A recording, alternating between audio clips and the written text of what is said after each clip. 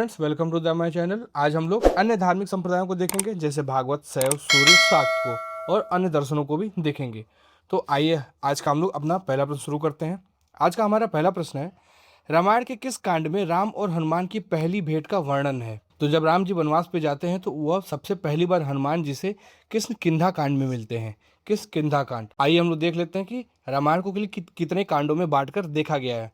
तो रामायण को टोटल 7 कांडों में बांटा गया है। 7 कांड में बांटा गया है। जो सबसे पहला है वो है बाल कांड, और यह सबसे बड़ा भी है, सबसे बड़ा भी है, बड़ा। फिर आता है आपका अयोध्या कांड। फिर आपका आता है अरण्य कांड। इसके बाद आपका आता है किष्किंधा कांड।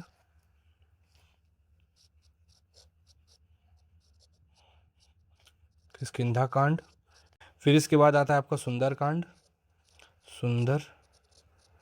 कांड। फिर आपका आता है लंका कांड। और सबसे अंत में आपका आता है उत्तर कांड। यह इसमें श्री राम जी के वापसी की कहानियां बताई गई हैं। रामायण को हम एक और नाम से जानते हैं, जो है चतुर्विंशति सहस्री संहिता। विंशति का अर्थ होता है 20 और चतुर का अर्थ 4, तो 4 और 20 मिलकर हो जाता है 24, यानी कुल, और सहस्री मतलब 1000, तो इसमें कुल 24,000 श्लोक हैं, जिस कारण से इसे चतुर्विंशति सहस्री संहिता भी कहा जाता है। आइए हम लोग अगले प्रश्न की ओर बढ़ते हैं। जो यहाँ है वह अन्यत्र भी है, जो यहाँ नहीं है वह कहीं नहीं है, निम्न में से किस ग्रंथ में यह कहा गया है? तो इसका सही उत्तर हो जाएगा महाभारत। अब महाभारत में ऐसा क्यों कहा गया है? क्योंकि इससे पहले एक श्लोक आता है जिसका अर्थ है, हे भरतवंशियों में श्रेष्ठ, धर्म, अर्थ, काम और मोक्ष, इन चारों पुरुषार्थों के विषय में जो कुछ इस ग्रंथ यानी महाभारत में कहा गया है वह आपको अन्यत्र भी मिल जाएगा, किंतु जो इस महाभारत में नहीं है वह आपको संसार में कभी भी अन्यत्र देखने को नहीं मिलेगा। इसी के संदर्भ में यह कहा गया कि जो यहाँ है वह अन्यत्र भी है, और जो यहाँ नहीं है वह कहीं नहीं है। तो आइए हम लोग अगले प्रश्न की ओर बढ़ते हैं। भागवत धर्म के प्रवर्तक थे, तो जो भागवत धर्म के प्रवर्तक माने जाते हैं वह कृष्ण माने जाते हैं। अगर हम लोग कृष्ण के वंश की बात करते हैं, वंश, तो इनका वंश है वृष्णि वंश। वहीं भागवत धर्म में ही नौधा भक्ति की भी अवधारणा है। और सबसे पहली बार सर्वप्रथम कृष्ण का उल्लेख छांदोग्य उपनिषद में देखने को मिलता है। छांदोग्य उपनिषद में देखने को मिलता है। छांदोग्य उपनिषद में ही इन्हें देवकी का पुत्र व अंगिरस ऋषि का शिष्य बताया गया है। अंगिरस ऋषि का शिष्य बताया गया है। और कृष्ण को ही विष्णु का अवतार बताया जाता है, जैसा कि हमें पता ही है, यह विष्णु का अवतार भी इन्हें बताया जाता है। लेकिन जैन ग्रंथ में इन्हें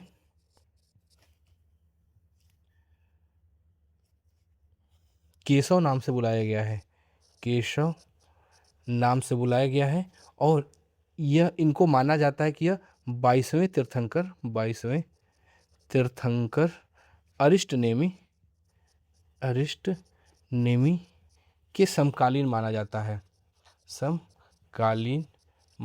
और एक बार यह प्रश्न पूछा हुआ भी है। आइए हम लोग अगले प्रश्न की ओर बढ़ते हैं। तुम्हारा अधिकार कर्म पर है, फल की प्राप्ति पर नहीं, निम्न में से किस ग्रंथ में कहा गया है? तो यह हमें पता है, यह गीता में कहा गया है। यह जो है गीता के भीष्म पर्व में संकलित है। इसी में कहा गया है, कर्मण्ये वाधिकारस्ते माँ फलेषु कदाचन, अर्थात कर्म पर ही अधिकार है, फल पर नहीं। आइए हम लोग अगले प्रश्न की ओर बढ़ते हैं। निम्नलिखित में से कौन मोक्ष के साधन के रूप में ज्ञान, कर्म और भक्ति को समान महत्व देता है? तो ज्ञान, कर्म और भक्ति को समान रूप से महत्व देने का काम भगवत गीता करता है। भगवत गीता में कहा गया है कि मोक्ष की प्राप्ति है वह ज्ञान से भी हो सकती है, कर्म से भी हो सकती है और भक्ति करने से भी हो सकती है। इसी कारण आप हम देखते हैं कि जो मध्यकालीन भारत है जिसमें इस्लाम का आगमन हो रहा था, उस समय भक्ति को बहुत ज़्यादा महत्व दिया गया और बहुत सारे भक्ति परंपराएं भारत में जन्मी। जैसे चैतन्य महाप्रभु, जैसे महाप्रभु चैतन्य आए, तुलसीदास आए, कबीर आए, मीरा आई, ये लोग इसी भक्ति मार्ग को अपनाई थी। आइए हम लोग अगले प्रश्न की ओर बढ़ते हैं। भक्ति का उल्लेख कहाँ मिलता है? तो भक्ति का उल्लेख हमें भगवत गीता में मिलता है। आइए हम लोग अगले प्रश्न की ओर बढ़ते हैं। देवकी पुत्र कृष्ण का प्राचीनतम उल्लेख कहाँ मिलता है? तो अभी अभी मैंने आपको बताया कि सबसे प्रथम जो उल्लेख है वह छांदोग्य उपनिषद में मिलता है, जहाँ पर इन्हें देवकी का पुत्र और घोरा अंगिरस का शिष्य बताया गया है। आइए हम लोग अगले प्रश्न की ओर बढ़ते हैं। निम्नलिखित में से कौन सा प्रस्थान त्रय में सम्मिलित नहीं है?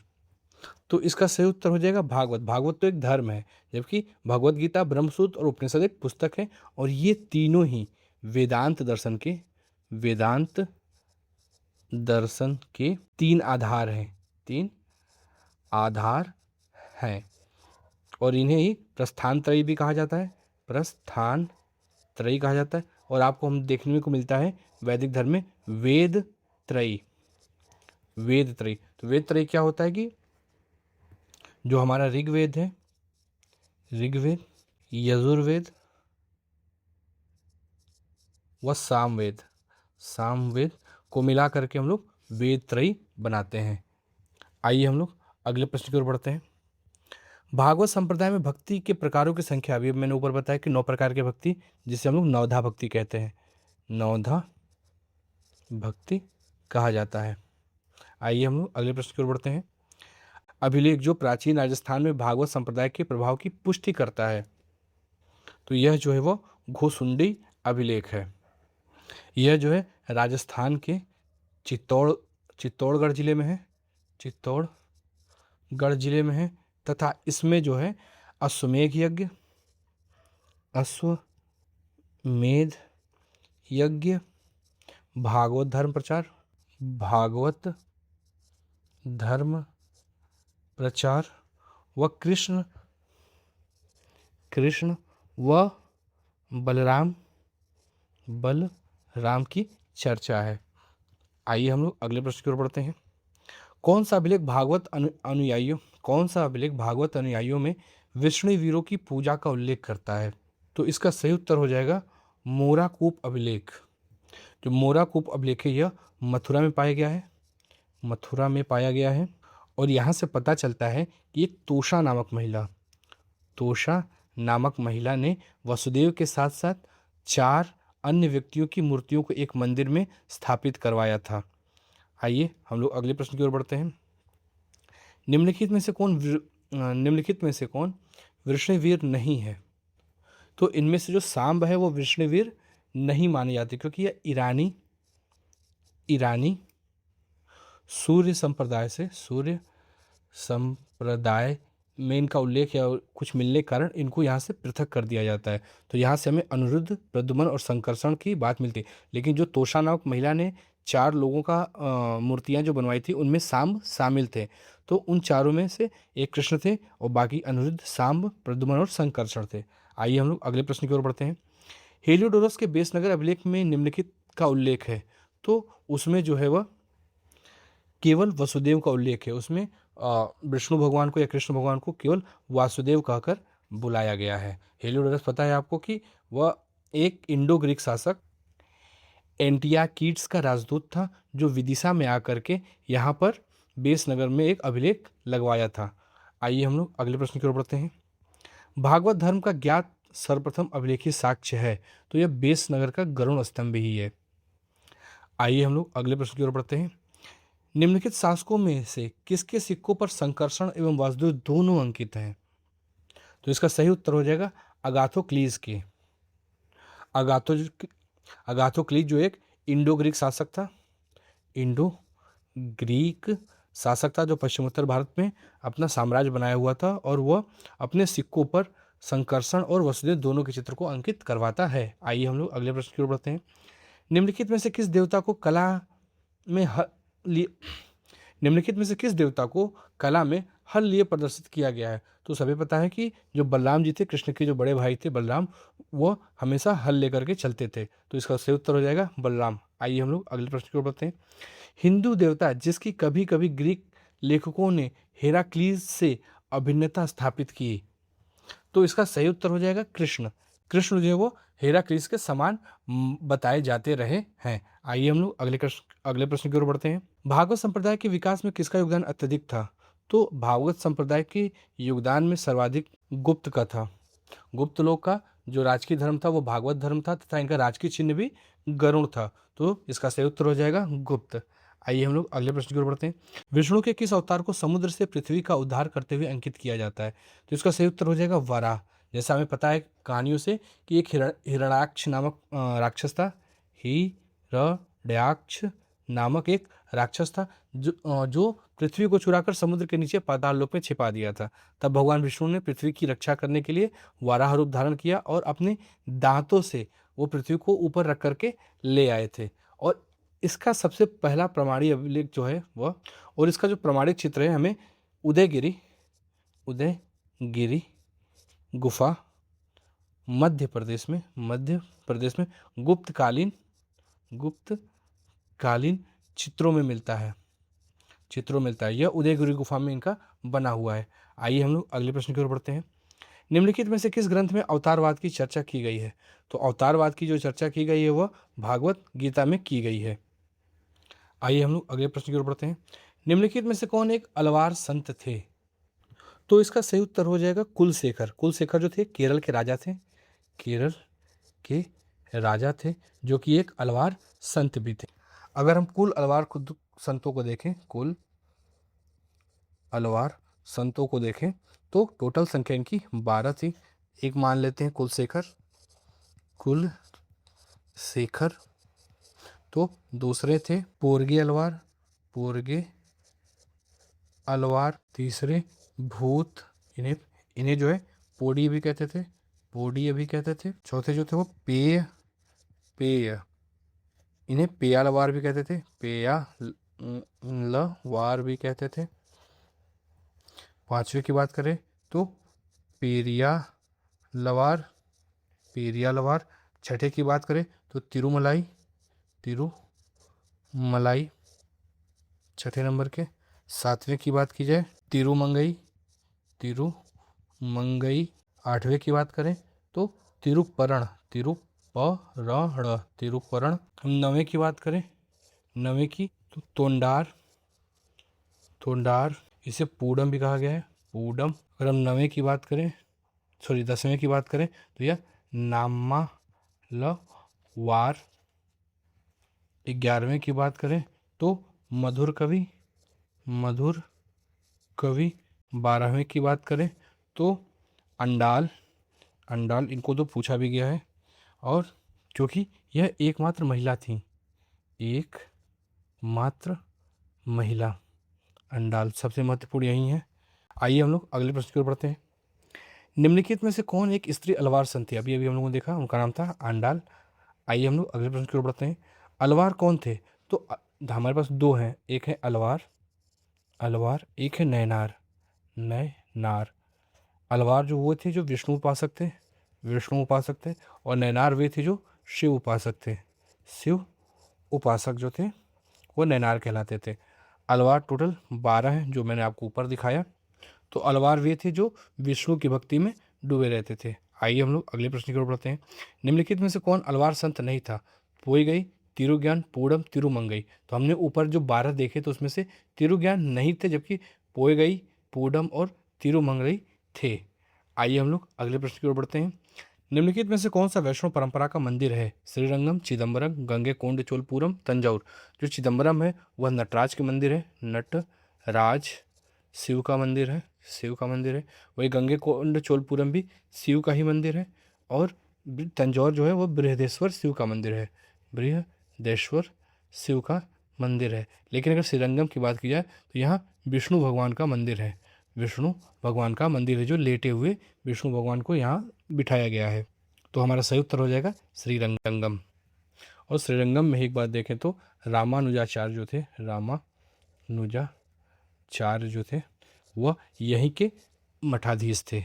आइए हम लोग अगले प्रश्न की ओर बढ़ते हैं। वरकारी संप्रदाय की मुख्य पीठ अवस्थित है। अगर हम वरकारी संप्रदाय को देखें, वरकारी संप्रदाय को देखें, तो इसके जो प्रवर्तक थे वह संत ज्ञानेश्वर थे, संत ज्ञानेश्वर थे। और यह विष्णु भगवान के विट्ठल स्वरूप को मानते थे, विट्ठल स्वरूप की पूजा करते थे। और यह उत्तरी कर्नाटक एवं महाराष्ट्र में स्थित थे। उत्तरी कर्नाटक व महाराष्ट्र में इनका क्षेत्र था। तो इसका सही उत्तर हो जाएगा पंढरपुर, पंढरपुर जो कि महाराष्ट्र में स्थित है। आइए हम लोग अगले प्रश्न की ओर बढ़ते हैं।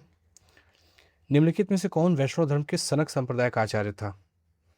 जो सनक संप्रदाय था यह निम्बार्काचार्य द्वारा स्थापित किया गया था। और इसे द्वैतवाद भी कहते हैं, द्वैतवाद भी कहा जाता है, जिसके अनुसार यह मानते थे कि जीव और जगत भगवान से भिन्न भी हैं और अभिन्न भी। तो इसका सही उत्तर हो जाएगा निम्बार्क। आइए हम लोग अगले प्रश्न की ओर बढ़ते हैं।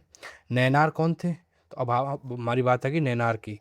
तो नैनार वे थे जो शिव उपासक थे, शिव उपासक को नैनार कहा जाता। तो इसका सही उत्तर हो जाएगा वे अग्रणी जो शिव के भक्त थे। आइए हम लोग अगले प्रश्न की ओर बढ़ते हैं कि नैनार कौन थे? वही शैव धर्मानुयायी, शैव यानी शिव के धर्मानुयायी। आइए हम लोग अगले प्रश्न को बढ़ते हैं। पाशुपत संप्रदाय के प्रवर्तक लकुलिस कहाँ पैदा हुए थे? तो सबसे पहले की जो शैव संप्रदाय यह 4 भाग में था। जो पहला था उसका नाम था शैव, दूसरे का नाम था पाशुपत, तीसरे का नाम था कापालिक, और चौथे का नाम था कालामुख। वहीं अगर शैव मत को देखें तो शैव मत के अनुसार सृष्टि के 3 रत्न, यानी सृष्टि 3 चीज़ों से चल रही है। जो कि पहला है शिव, जिसे कर्ता माना गया है, कर्ता। दूसरा शक्ति, जिसे कारण माना गया है, कारण। व तीसरा बिंदु, जिसे उपादान माना गया है, उपादान। वहीं अगर पाशुपत की बात करते हैं, सबसे पुराना शैव धर्म है। और इसकी स्थापना लकुलिस ने की थी। और लकुलिस के जन्म की बात करें तो इनका जन्म जो है वो गुजरात के कायावरोहण में हुआ था। कायावरोहण नामक एक जगह थी, वहाँ हुआ था। और ऐसा माना जाता है कि जो लकुलिस थे वो शिव के 28वें व अंतिम अवतार थे। तो इसका सही उत्तर हो जाएगा लकुलिस कहाँ पैदा हुए थे? तो गुजरात में। जगह का नाम बोले तो कायावरोहण। अगर हम पशुपति के वर्तमान क्षेत्र को देखा जाए तो इनका जो वर्तमान क्षेत्र वह नेपाल के काठमांडू में है। और काठमांडू को मुख्य क्षेत्र बनाने का जो श्रेय है वह श्री करण नामक पाशुपत आचार्य को जाता है। वहीं अगर हम कापालिक की बात करें तो जो कापालिक के इष्ट देवता वह भैरव माने जाते हैं। और भैरव की बात करें तो काल भैरव जो भगवान शिव का ही अत्यंत उग्र और भयंकर रौद्र रूप है, जिसे तंत्र शास्त्र में महाकाल और काशी के कोतवाल के रूप में भी इनको जाना जाता है। और कापालिकों में जो है वह थोड़ी असुरी प्रवृत्ति होती है और यह भैरव को नरबलि भी दी जाती थी। कापालिकों में मांस, मदिरा, स्त्री को साधन का प्रमुख अंग माना गया है। वही कालामुख की बात करें तो यह थोड़े और ज़्यादा एक्सट्रीम थे कापालिक से। कालामुख मानव की खोपड़ी में भोजन करने, मनुष्य का मांस खाने तथा शरीर पर शमशान की भस्म रगड़ने जैसे कार्य करते थे। आइए हम लोग अगले प्रश्न की ओर बढ़ते हैं। निम्न में से कौन शैव संप्रदाय सबसे पहले अभ्युदित हुआ? तो हम लोगों ने अभी ऊपर पढ़ा जो सबसे पुराना शैव संप्रदाय हुआ पाशुपत है। आइए हम लोग अगले प्रश्न की ओर बढ़ते हैं। पाशुपत संप्रदाय का संस्थापक कौन था? तो अभी ऊपर पढ़ा लकुलिस, जो कि गुजरात में पैदा हुआ था। निम्नलिखित में से कौन वीर शैव संप्रदाय के संस्थापक के रूप में ख्यात है? तो इसका सही उत्तर हो जाएगा बसव जो थे वो लिंगायत संप्रदाय के वास्तविक संस्थापक माने जाते हैं। संस्थापक माने जाते हैं। वैसे तो जो इसके लिंगायत संप्रदाय के जो संस्थापक थे वो अल्ल प्रभु माने जाते हैं, अल्ल प्रभु माने जाते हैं, लेकिन इसको फेमस करने का जो कार्य किया था वो बसव ने किया था, इसलिए इन्हें ही वास्तविक संस्थापक माना जाता है। और लिंगायत समुदाय आज भी वर्तमान समय में कर्नाटक में देखने को मिलते हैं। आइए हम लोग अगले प्रश्न की ओर बढ़ते हैं। मत्त मयूर कौन थे? यह एक शैव अनुयायी थे। जैसे अलवारों की संख्या जो है, अलवारों की जो संख्या वो 12 बताई गई है, वैसे ही नयनार जो थे इनकी कुल संख्या 63 बताई जाती है, और उन्हीं में से एक थे मत्त मयूर। अगर इनमें कुछ नामों को देखें तो कुछ नाम हमें याद रखने होंगे, तो वो थे अपार, तिरुज्ञान। अभी ऊपर हम लोगों ने जब अलवार पढ़ रहे थे तो उसमें एक जगह तिरुज्ञान का भी नाम था, तिरुज्ञान। संबंदर व सुंदर मूर्ति इत्यादि। आइए हम लोग अगले प्रश्न की ओर बढ़ते हैं। निम्नलिखित में से कौन प्राचीन भारत में शैव संप्रदाय था? तो अभी ऊपर हम लोगों ने देखा था कि मत्त मयूर, अभी हम लोगों ने यहाँ देखा था ना कि मत्त मयूर कौन थे? शैव अनुयायी। तो निम्नलिखित में से प्राचीन भारत शैव संप्रदाय था तो मत्त मयूर। आइए हम लोग अगले प्रश्न की ओर बढ़ते हैं। किस राजवंश की मुद्राओं में शिव को मानव के रूप में दर्शाया गया है? तो इसका सही उत्तर हो जाएगा कुषाण राजवंश की मुद्राओं में शिव को मानव रूप में दर्शाया गया है, और सातवाहन एवं शुंगो तथा कदम नरेशों की मुद्राओं में शिव पूजा की सूचना प्राप्त होती है केवल। आइए हम लोग अगले प्रश्न की ओर बढ़ते हैं। निम्नलिखित में से कौन शैव संप्रदाय है? तो हमने ऊपर पढ़ा पाशुपत जो सबसे पुराना था, कापालिक जिसके प्रवर्तक लकुलिस थे, तो ये दोनों तो हमें मिलते हैं। और जंगम जो है वो लिंगायत समुदाय को बोला जाता है, तो हमारा सही उत्तर हो जाएगा 1, 2 और 4, 1, 2 और 4। लिंगायत को वीर शैव भी बोला जाता है, आइए हम लोग अगले प्रश्न की ओर बढ़ते हैं। भारतीय दर्शन की प्रारंभिक शाखा कौन है? तो जो सबसे पुराना भारतीय दर्शन की शाखा थी वो सांख्य थी। तो आइए सभी दर्शनों को एक बार देख लेते हैं और तथा उनके प्रवर्तक को देख लेते हैं। तो सबसे पहले सांख्य, इसके प्रवर्तक जो थे वो कपिल। दूसरे हमारे योग, इसके पतंजलि थे, पतंजलि। वहीं तीसरे की बात की जाए तो न्याय, जिसके प्रवर्तक गौतम माने जाते हैं। वहीं चौथे की बात करें तो वैशेषिक दर्शन, जिसके प्रवर्तक कणाद माने जाते हैं, पांचवे की बात करें तो मीमांसा दर्शन, जिसके प्रवर्तक जो है वह जैमिनी माने जाते हैं, वहीं छठे की बात करें वेदांत दर्शन, जिसके प्रवर्तक जो है वादरायण माने जाते हैं, और इसी में आगे चल करके आपको शंकराचार्य भी देखने को मिलते हैं। आइए हम लोग अगले प्रश्न की ओर बढ़ते हैं। सांख्य दर्शन को प्रतिपादित किया था, तो अभी हम लोगों ने देखा था कि सांख्य दर्शन को कपिल द्वारा प्रतिपादित किया गया था। योग दर्शन के प्रतिपादक हैं, तो योग दर्शन के जो प्रतिपादक थे वो पतंजलि थे, हमने देखा। आइए हम लोग अगले प्रश्न की ओर बढ़ते हैं। निम्नलिखित में से कौन एक अष्टांग योग का अंश नहीं है? तो सबसे पहले की जो अष्टांग योग की अवधारणा जो प्रस्तुत की थी वह पतंजलि ने की थी, और इसमें कुल 8 प्रकार के नियम थे, जिसमें से सबसे पहले यम, दूसरा नियम, तीसरा आसन, चौथा प्राणायाम, छठा प्रत्याहार, फिर धारणा, फिर ध्यान, फिर समाधि। ये कुल अष्टांगी मार्ग के जो तत्व थे।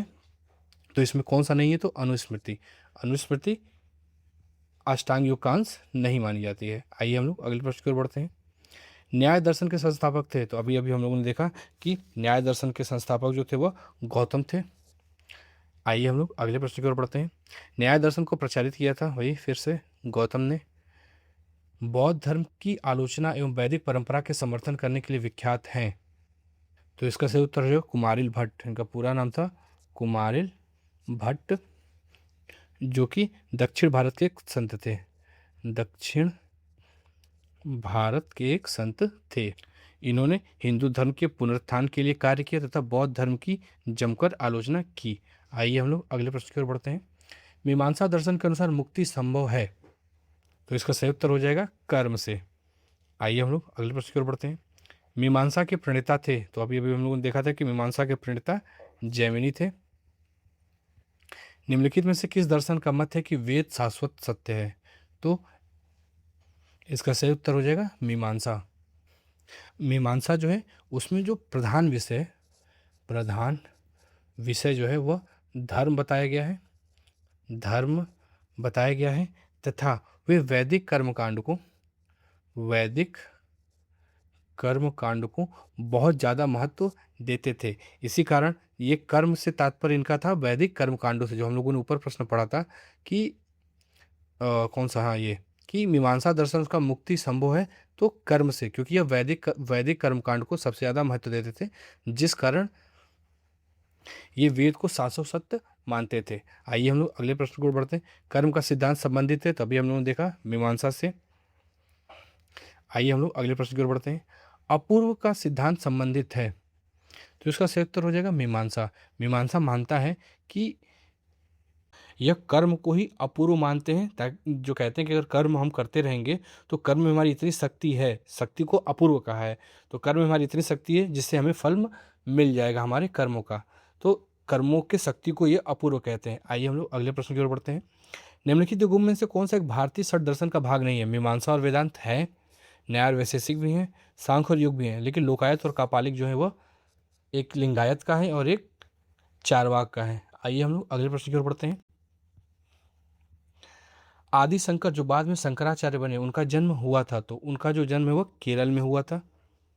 इन्होंने हिंदू धर्म के प्रबल प्रचार प्रसार से बौद्ध एवं जैन को गहरा झटका दिया था, जिससे उनकी समाप्ति प्रारंभ हो गई थी। और अपने कार्यों को मूर्त रूप देने के लिए शंकराचार्य ने देश के चारों दिशाओं में, उत्तर में केदारनाथ जिसे हम जोशी मठ भी कहते हैं, जोशी मठ, दक्षिण में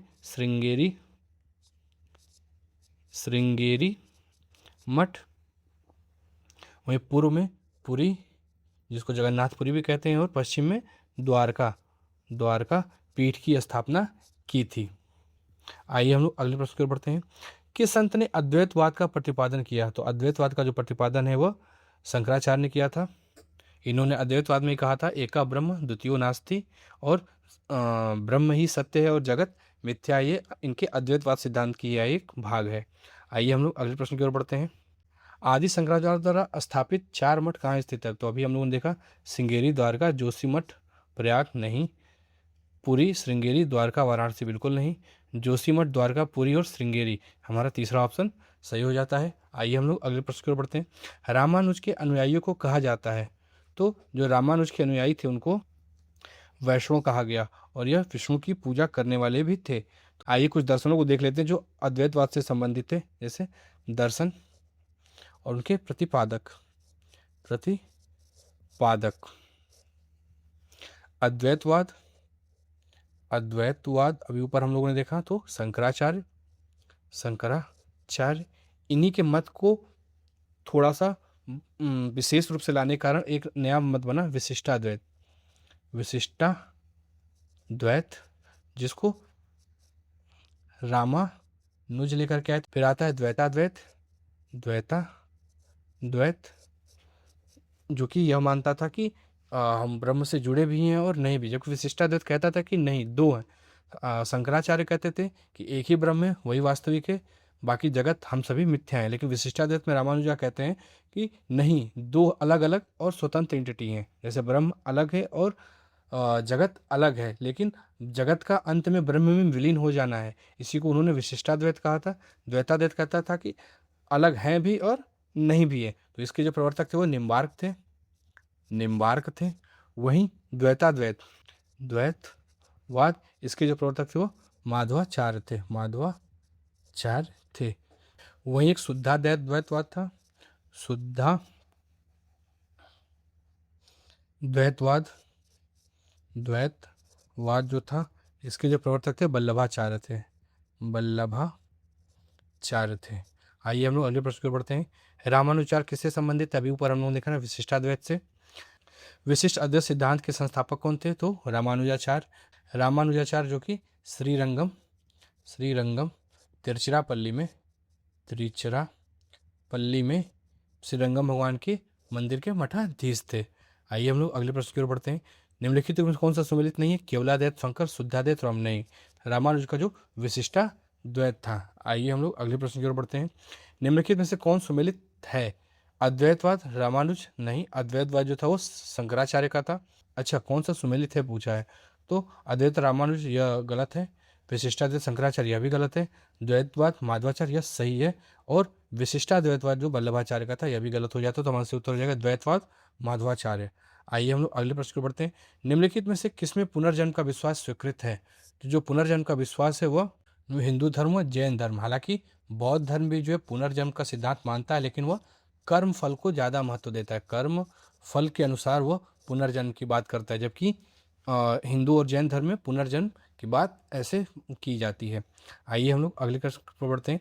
नारी संत दयाबाई शिष्या थी, तो यह संत चरणदास की थी।